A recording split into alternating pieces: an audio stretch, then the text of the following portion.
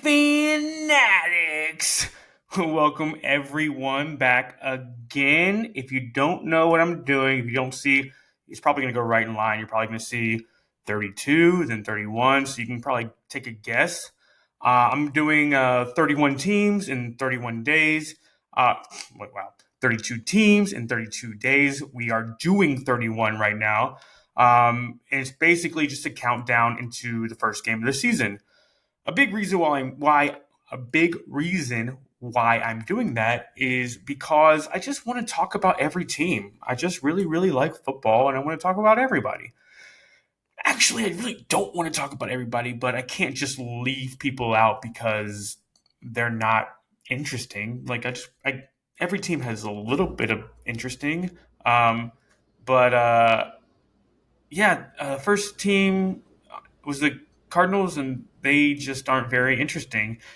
And my second team in my power rankings, which isn't the standings, it's power rankings, is the Indianapolis Colts. And it might seem like I'm kind of like I don't like them because they got rid of Frank Reich, and I really like Frank Reich. They kind of are the Commanders, the new Commanders for me. Like now, the Commanders are getting rid of Snyder, and now the worst owner in the league might be Irsay. So he just has too big of a say in what's going on in the team. Like, what are you doing? Like, what? I just don't know what's going on. Like, if you is this a rebuild? Because you got Richardson, you got him early. Is he going to play this year? And if he does play this year, is he going to be any good, or is he going to sit behind Minshew? Why don't you go after like a guy like Heineke or Mariota or Dalton or like some like the standard backups? I like Minshew. I thought he had like a really good run in Jacksonville, but you just saw him in Philly. I guess I mean it's Steichen, like it's Steichen or Steichen, I think, whatever. Doesn't matter. He ain't gonna be there very long. I just I guess that's the reason that you bring him in, but he ain't gonna win the job. But Ursay's gonna make him play, so he's gonna play way too early. He's gonna run around because doesn't have he doesn't understand the game well enough. You have to simplify it. If you simplify it, defenses are going to run all over you. That was just like a rant. I don't know, man. I guess he is really interesting. I actually, I'm a Panthers fan, so I did, I didn't hate the idea of possibly drafting him until I really saw Bryce, and I was like, yeah, Bryce is, we're getting Bryce. But I like the potential of Richardson. But I mean, there's not really a comp to him because he's so freaking athletic. But he didn't do anything in college. Like when Cam was coming in, everybody was like, "You really gonna take him number one? Like he's not like a prototypical quarterback." But Cam literally carried his team to a national championship. Like no other. Well, he had like one other NFL player on the team, two, something like that. Like he put them on his back and he carried them to a national championship. Richardson didn't. He didn't really show anything. Like he didn't really pass the ball. Like he's. I don't know. He wasn't even like a Heisman conversation, or like he just didn't know how to play the game. He's got all the freaking talent in the world, but this might be like a project. Like he might be more Jordan Love than he is Cam Newton. Like I think about Justin Fields. Justin Fields is a very much better passer than Anthony Richardson, and that team just went 3-14. Like I don't get it. I don't understand. I don't understand what you're doing as a franchise. What your goal is. Like show me something. All you have done is not re-sign any of your good players, like Ngakwe, Paris Campbell go.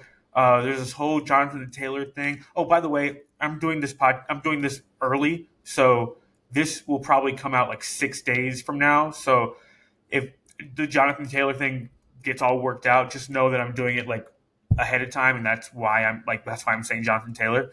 But it's just like a headache of a situation. You like it's almost a Gannon thing, and it's not a coincidence that it's like Gannon and Steichen are like the guys that are the ones that are on the worst teams. It's almost like these are bad coordinators that got really lucky one year because their team was so freaking good and the schedule was so bad that they were just taking the chance while they can get it. Because if you look at, I mean, both those guys, like he, I mean, he was his last 5 years as offensive coordinator. He had 14-3 with the Eagles. Year before, he's 9-8 with basically the same line, like the same offensive line, which is what was huge for the Eagles. You still had Fletcher Cox, you still had Graham, you still had like a lot of these guys. The schedule was just a little bit more difficult. And then he was 7-9 his last year. He's 9-8 last year with the Chargers. 7-9 before that, and 5-11 before that. Dude's not used to winning. Like was his first year winning. I mean, he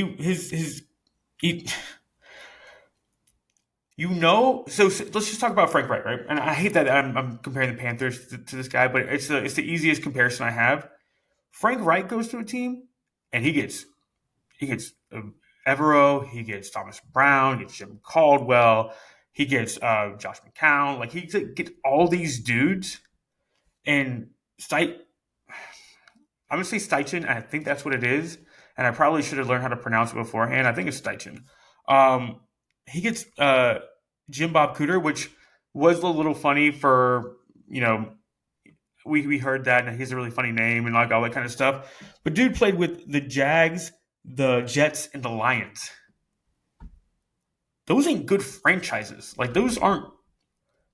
The only reason that he probably gets a coordinator position is because the Jags were 9-8 last year. I mean, that's a whole different argument. Like we decided that these 9-8 teams are. I mean, I think they were 9-8. They might have been 10-7, but these teams that were like showed life are automatically just good. So like Ben Johnson's the greatest offensive coordinator of all time now, and Jim Bob Cooter is all these guys that maybe they aren't, but the fan bases will like it because they had one good season the year before, and that's sort of like a Seichen. And Brian, like you, I don't want to crap on teams or people or like, but you can kind of see how good, um, uh, like let's say O'Connell for the Vikings. Yeah, Flores came. He turned down the Cardinals job, and he was like, "Yeah, I'll come to the Vikings." So you can kind of like Rule got Ben McAdoo. Like you can see how good coaches when people talk, listen. When people talk, listen. When good coordinators go to be around you, the coach is probably real good. When bad coordinators do it, or just like ones you can sell your fan base on, the coach probably ain't that good. So that's already like a little bit of a red flag. This whole Taylor situation is a red flag. The fact that I mean, I of course like Heineke wants to go back up Rivers, but he could probably start for the Colts year one, or Andy Dalton, or Baker Mayfield, or all these guys that have proven starters that you're probably going to want to sit behind. You're probably going to want to sit Richardson for a little bit at least, and maybe like Lamar Jackson him, like the second half of the season, bring him in. None of them wanted to come. Like none of them. Like you got Gardner. The only reason Gardner Minshew wanted to come probably is because he knew the head coach, and he worked with them in Philly, and he probably had a chance to start because he's probably not doing it anywhere else. So you got good players. You got some good players. You got DeForest Buckner. You got Shaq Leonard. You got Jonathan Taylor. You got Quentin Nelson. You got some good players. But I use Pro Football Focus for everyone because I don't want to be the guy that uses one area for one and then one area for another because it's very obvious that you're just trying to prove your point. So I just want to keep it consistent based on, and I just want to use it as like a small detail to kind of add on to what I'm already thinking. Um, their O line grade was 10th, and that's probably the strength of their team. That and Jonathan Taylor. And their D line is 18th, and that's with DeForest Buckner and Shaq Leonard. Like they were a terrible team last year. You lose Ngakwe, Paris Campbell. Who knows with Jonathan Taylor? You're. I mean, you get Downs, Pittman, Pierce, Minshew, OC that had one good year, and most of that was because you had great players everywhere. You had Hurts, AJ Brown, Devonta Smith, Dallas Goddard, the best offensive line in the league, Miles Sanders, and now you don't like you like. Man, I feel so bad. Like I I'm really trying to get something interesting to talk about. So let's just go to the schedule, like because like I just need to get away from this like in my mouth. So I actually had the Colts losing more games or losing more games than the Cardinals. I think they lose. I think they only win 2 games. But I think that the Cardinals are worse. But I think that the Colts just have a harder schedule. So I have the Colts as the worst team. I mean, as a 2-win team, I have them. They get Jags at home, they lose that. They're at Houston, they lose that. They're at Baltimore. So going back to Houston, that would mean everybody would say maybe they win that one. You're on the road to a team trying to prove themselves, a head coach trying to prove themselves. Like uh, young players, like they're going to play really, really hard. And I like that dude coming up the ranks in San Francisco than a dude that finally had a good season after all these like mediocre to bad seasons. Even though I'm not a big fan of defensive minded coaches, but I I think that he is more prepared to be a head coach than Steichen. Um, I'm gonna kill if I keep on saying Steichen all over time. That's not his name. If there's Steichen or Steichen, I think it's Steichen. Let's keep going. So Jags home at Houston, at Baltimore, home against the Rams. That might be a little interesting, but I think the Rams are still trying to win at that point. So that's a loss. Home to Tennessee, that's a loss. At Jacksonville's a loss. Home at with Cleveland's a loss. The Saints. Now, I am really down on the Saints, but not for the reasons of being like a Homer or a Panthers fan or anything that like that. They gutted their defensive line for Derek Carr. Like they lost Tuttle, they lost Davenport, they lost. I think they only had like Demario Davis and Cam Jordan left, so they already couldn't stop the run. They're definitely not going to stop the run now. And if the Colts are going to be able to win at all, it's going to be Richardson and Taylor running the ball behind that O line, and especially against the Saints because they ain't going to be able to stop that. They ain't going to be able to stop anyone. Like they got Tennessee, they got the Falcons, like they get Carolina, like they get like this like very run heavy teams, a lot of run heavy teams on their schedule, and they're leaning on their excellent secondary. Like they have Lattimore and they have Tyrann Mathieu and this other guy that was a rookie. Like he showed promise. Their secondary is good. Their front seven is either old because Amari Davis is a good player. Cam Jordan's a good player, but they're kind of like the Eagles, like Brandon Graham and Fletcher Cox. Like they're getting up there. So I think they pulled that one out just because that team is so bad at stopping the run. Maybe not. New Orleans, they got to win a game, man. They're not going to go 0-17. So I got them winning at home against New Orleans. Then they go on the road to Carolina. They're going to lose that. At New England, home to the Bucks. that's a chance. But going the opposite way, Bucks are going to be able to stop the run. Bucks have good players. People need to stop like hating on the Bucks. Bucks got good players. They're a little older, but they ain't as old as the Saints. I think the Bucks stopped the run and they beat them. At Tennessee, definitely lost. At Cincinnati, a loss. Home to Pitt's a loss. At Atlanta's a loss. Home to Vegas, I have that as a loss. They might be able to win that one, but who cares at that point? I mean, both of them are going to be trying to lose the game because they're. But I think Richardson actually might be a win because it's home and Richardson's going to try to win and Vegas is going to try to get Caleb Williams. Yeah, tomato, tomato, whatever. And they get home against Houston, and I think they win that one. So I got them going 2-15. Re-looking at that, I know that like when I do the schedule, I like look like a lot into a lot of different aspects of like when they're traveling, if it was a short week, like all that kind of stuff. So I know there was a good reason I probably made that, and I just don't have my notes on me. So okay, they might be 3-14 and still be the worst team in the league. So I have them. I have them finishing with the worst record, and they might just do what the Cardinals do and just gut the team. It's because maybe not. Maybe it depends. Maybe I'm wrong. The coaching staff is actually pretty good. I think the division is going to be better than we think they are because I think the Jags are going to be pretty good, and I think the Titans are going to be very good.